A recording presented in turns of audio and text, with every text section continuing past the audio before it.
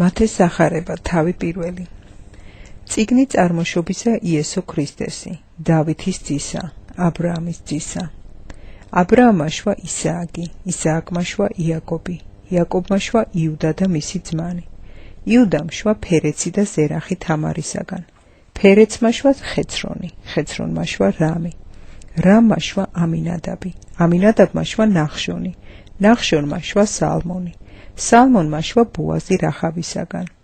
ბოაზმა შვა ობედი რუთისაგან. ობედმა შვა იესე. იესემ შვა დავით მეფე. დავით მეფემ შვა სოლომონი, ურიას ძოლისაგან.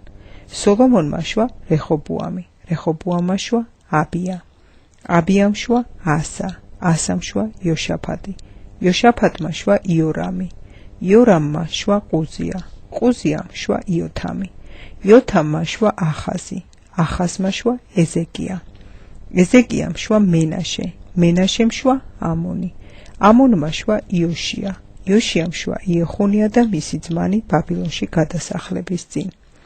ბაბილონში გადასახლების შემდგომ იეხონიამ შვა შელათიელი. შეალთიელმა შვა ზერუბაბელი. ზერუბაბელმა შვა აბიუდი. აბიუდმა შვა ელიაკიმი.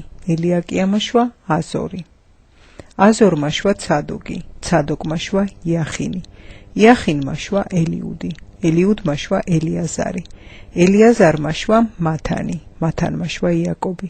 იაკობმა შვა იოსები. ქმარი მარიამისა, რომლისგანაც იშვა იესო, რომელსაც ქვია ქრისტე.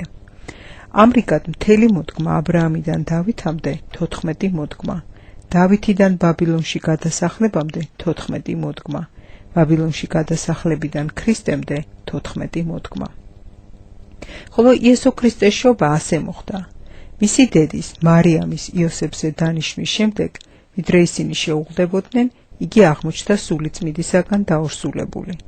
ხოლო იოსები მისი ქმარი, მართალი იყო და არ ისურვა მისი მხილება, უდოდა ფარულად გაეშვა იგი.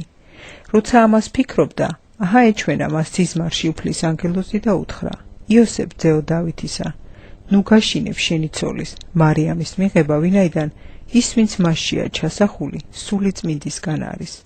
ძეს შობს და დაარქმევ მას სახელად იესოს, ვინაიდან იგი იხსნის თავის ხალხს მათი ცოდვებისაგან. ყოველივე ეს მოხდა, რათა აღსრულდეს უფლის ნათქვამი წინასწარმეტყველის მიერ, რომელიც ამბობს: აჰა, მუცლად იღებს ქალწული, შობს ძეს და უწოდებს სახელად ემანუელს, რაც თარგმანით ნიშნავს ჩვენთან არს ღმერთი. სიზმრისაგან გამოფხიზლებული იოსები ისე მოიქცა, როგორც უფლის ანგელოზმა უბრძანა და მიიღო თავისი ცოლი. არ გაკარებია მას, ვიდრე არ აშვა თავისი ძე და დაარქვა მას იესო.